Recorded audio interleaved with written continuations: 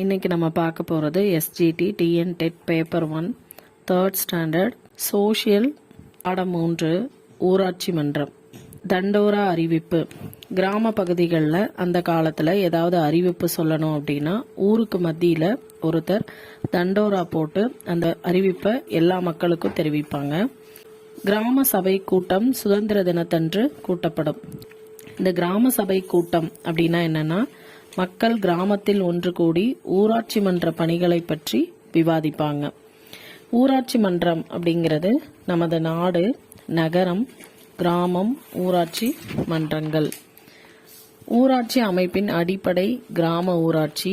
கிராம ஊராட்சி அப்படிங்கிறது கிராம மக்களுக்கான அடிப்படை வசதிகளை செய்து கொடுக்கிறது. இது 73வது இந்திய அரசியலமைப்பு திருத்தச் சட்டம் ஏப்ரல் 1993 அன்னைக்கு நடைமுறைக்கு வந்தது. இதனுடைய முக்கிய அம்சம் பஞ்சாயத்து ராஜின் 3 அடுக்கு பஞ்சாயத்து முறை அப்படிங்கிறது. இந்த 3 அடுக்கு பஞ்சாயத்து முறையில் முதலாவதாக வர்றது மாவட்டம், மாவட்ட ஊராட்சி. இது ஜில்லா பரிஷத் அப்படின்னு சொல்லுவாங்க.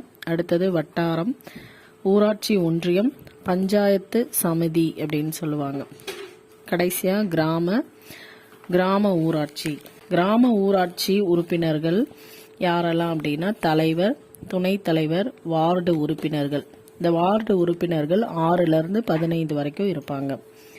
நேரடி தேர்தல் மூலமா மக்கள் ஊராட்சி மன்ற தலைவரையும் உறுப்பினர்களையும் தேர்ந்தெடுப்பாங்க. ஊராட்சி மன்ற துணைத் தலைவரை வார்டு உறுப்பினர்கள் தான் தேர்ந்தெடுப்பாங்க. இவர்களினுடைய பதவிக்காலம் 5 ஆண்டுகள். சோழ அரசுல குடவோலை முறை பயன்படுத்தினாங்க. கிராம நிர்வாக உறுப்பினர்களை தேர்ந்தெடுக்க இந்த குடவோலை முறை பயன்பட்டது. இதற்கான சான்று காஞ்சிபுரத்தில் உள்ள உத்திரமேரூர் கல்வெட்டுகள்ல இருக்கு. அடுத்தது குடவோலை முறை. குடவோலை முறை அப்படிங்கிறது நமது பாரம்பரிய தேர்தல் முறை. இதுல என்ன பண்ணுவாங்கன்னா, கிராம மக்கள் ஒன்று கூடி விருப்பமானவர்களுடைய பெயரை பனை ஓலைகளில் எழுதி குடத்துக்குள்ள போடுவாங்க. ஒரு சிறுவனை அழைத்து பனை ஓலைகளை ஒவ்வொன்றாக எடுக்கச் செய்வர். பனை ஓலைகளில் எத்தனை நபர்களின் பெயர்கள் உள்ளனவோ அவர்களே தேர்ந்தெடுக்கப்பட்டதாக அறிவிக்கப்படுவர். அடுத்ததா ஊராட்சி மன்றத்தால் செயல்படுத்தப்படும் கட்டாய பணிகள். கட்டாய பணி அப்படின்னா ஆப்ளிகேட்டரி ஃபங்க்ஷன்.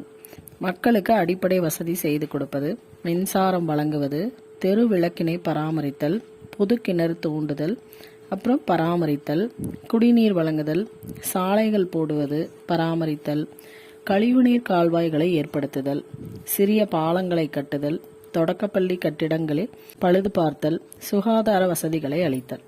கிராம சுயராஜ்யம் என்ற வார்த்தை முதலில் மகாத்மா காந்தியால அறிமுகப்படுத்தப்பட்டிருக்கு. கிராம ஊராட்சிக்கு நிதி எங்கிருந்து கிடைக்குது அப்படின்னா மத்திய மாநில அரசுகள் தான் வழங்குது.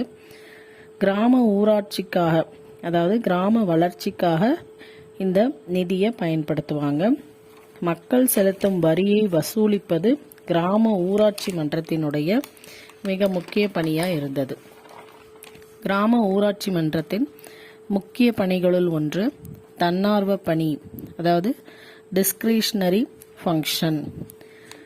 சாலை ஓரங்களில் மரம் நடுதல், பொது அங்காடி அமைத்தல், பூங்காக்களை ஏற்படுத்துதல், தங்கும் விடுதிகளை உருவாக்குதல், விளையாட்டு மைதானங்களை உருவாக்குதல், நூலகங்களை உருவாக்குதல், முதியோருக்கான கல்வி நிலையங்களை ஏற்படுத்துதல், கிராம விழாக்களை கொண்டாடுதல், கிராமத்தை தூய்மையாக வைத்துக் கொள்ளுதல். இது எல்லாமே ஒரு கிராம ஊராட்சி மன்றத்தினுடைய முக்கிய பணிகள் ஆகும்.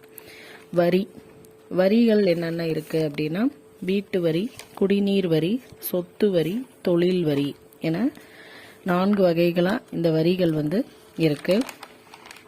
சிறந்த பஞ்சாயத்து விருது பெற்ற கிராமம் கோயம்புத்தூரில் உள்ள ஓடந்துறை. இந்த ஊராட்சியில 850 வீடுகள் இருக்கு.